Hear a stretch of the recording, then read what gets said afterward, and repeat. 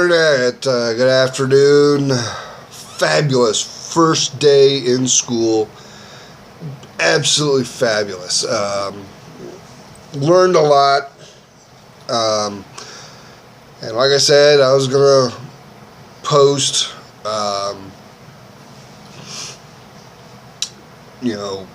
what's going on, what I'm learning every day. I don't think anybody else has posted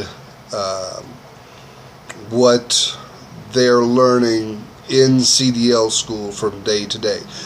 Today, we went over air brakes, learned the mechanics of it, how it works,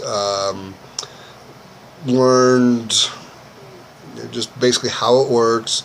Learned about awareness of what is going on around you when you are driving, especially an 80,000 pound vehicle. You should know what is going on around you.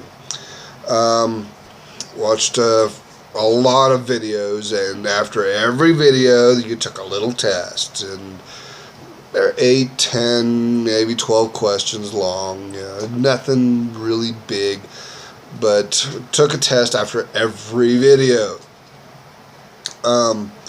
Watched a video on backing up, and this is part of the awareness thing. And the most common accident in trucking is when you are backing up, because you can't see what is behind you. So you got to get out and look around. Look, what's going on, behind you, so you don't run into the things.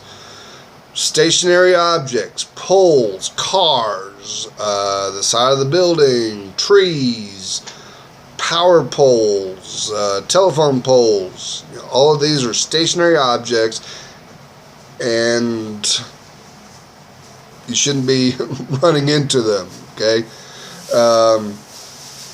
We learned about the makeup of the truck, the basic part, of the truck is the frame. Everything is connected to the frame. We learned about pre-trip inspections. Now, this is something that we were going to be doing, not starting tomorrow, but the day after tomorrow. Every day we're going to do a pre-trip inspection. These are very important.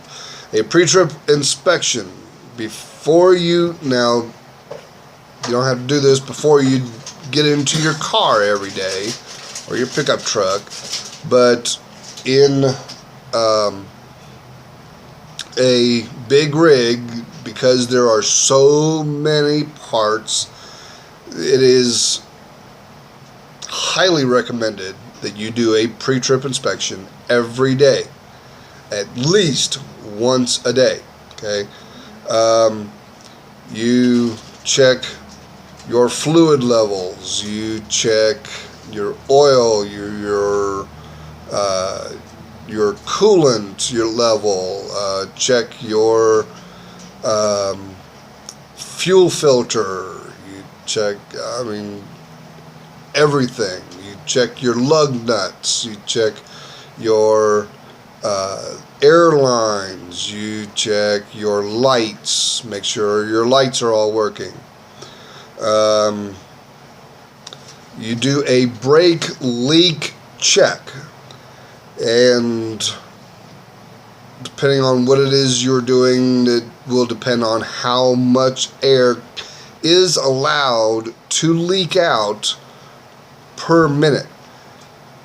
It shouldn't have any more than like 3 psi leak out per minute on a combination vehicle.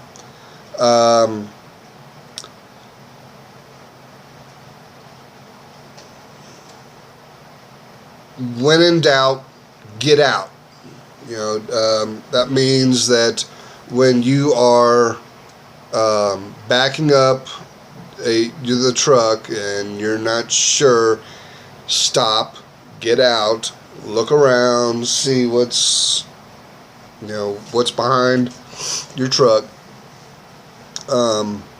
Learned about basic control of the vehicle, the steering wheel and the brakes and the accelerator and the clutch and the shifter and everything.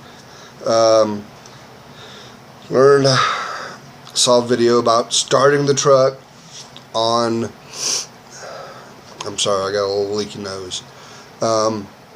It's very cold, very humid outside. It's raining. It's very rainy, cold, windy day out here around Casper, Wyoming. Alright, learned about shutting down the engine, and there's certain steps to shutting down the engine. Learn about turning. Another one of the big hazards with truck driving is turning the vehicle.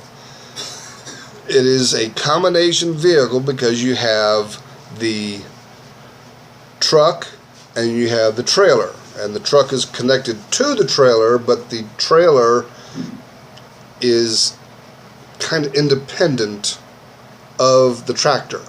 Okay, they move. Like I said, we had tests, a lot of them. The size of the class is small.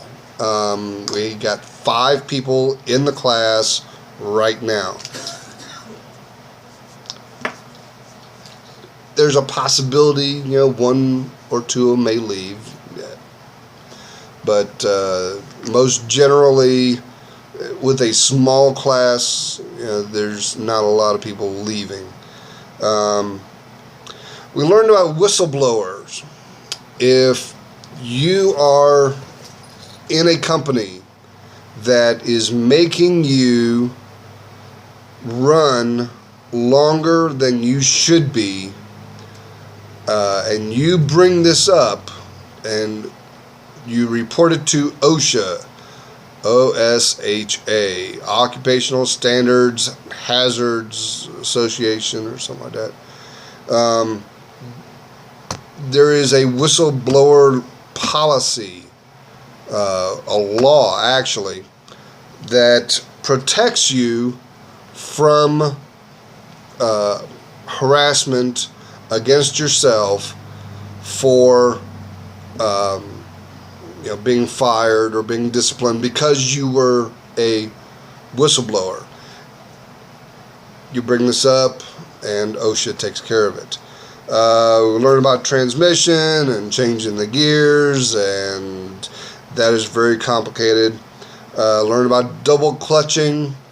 Okay, you got your clutch on a manual transmission. On a car, you pushed in the clutch, you shift the gear, let off. On a truck, you push it down a little bit, put it into neutral, push it down again, and release, and put it in. Okay, I screwed that up a little bit. Push down a little bit, okay? Shift it into neutral, alright? Or, if you're from the stop, you put it into gear, push it in again, and then as you're driving, let's say you're in first gear, you push in the clutch, you shift out of first into neutral, then you release. Then you push it in again, put it into second, and then release. That's double clutch. Learned, let's see, where's next paper, next page. We don't do blindside backing. Blindside is backing up on the right side. You always want to back up on the left side. Again, when in doubt, get out and look. You want to look, see what's behind you, see what's around you, make sure, look, see what's above you, make sure you're not going to hit it. We learned about backing maneuvers, coupling and uncoupling the trailer from the truck, seeing hazards. Anything, as I said in a previous video, anything can be a hazard. School bus, kids on the side of the road, kids playing ball, cars on the side of the road, deer, elk, moose. Oh God, moose will tear up a vehicle. I don't care what kind of vehicle you got. A moose will tear up a vehicle. We learned about staying rested. One of the biggest things with truck driving is fatigue, and you want to stay rested. There is the 10 hours on, 10 hours off. That still leaves 4 hours. Okay, so you got another 4 hours that you can drive in that 24-hour period. But you have to have that 10-hour break. You can drive for 10 hours, take a 10-hour break, drive for another 10 hours, take a 10-hour break, and on, up to 70 hours. You can drive a maximum of 70 hours, and if you get to 70 hours, you have to take a 34-hour break. You must shut down your truck for 34 hours. Learned about road rage. Now this is huge, and it is growing. It is a growing thing. If you get road rage, you get pissed off very easy. Now me, I don't. I get a little impatient, but getting into this field, I know I'm going to have to control that, and I'm going to have to just be patient. Extreme weather driving. That's another thing that we learned about. Here in Wyoming, we have very high winds, especially along Interstate 80 between Cheyenne and Evanston. The winds can get very high. Okay, we're talking 100 miles an hour here in Wyoming. Okay, Colorado, Nebraska, places where Tornado Alley is, winds get very, very high. Even in a small car, you can be blown around. Well, a high-profile vehicle like a tractor trailer can be blown around. Anything over 50 miles an hour, you might as well just shut the truck down, face your truck into the wind, and wait it out. Rain is very huge in a tractor trailer. In a car, it's not a really big deal because you should have very good tires.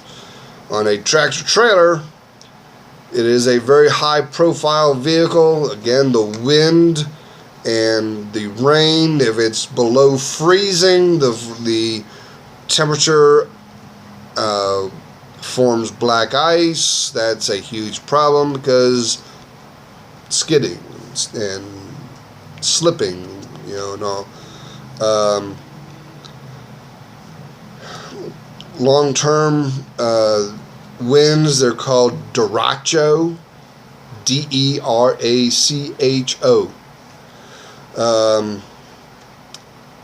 If the wind's too much, if the rain's too much, just get off the road. Find a safe parking spot and stay there. Hydroplaning, that's another big problem. Get too much water on the road, you're going too fast, the vehicle, I don't care how big it is, it can hydroplane. So be safe out there. This is day one of tractor trailer driving school, And I hope everybody enjoys this video, and I will see you all tomorrow. Later, y'all.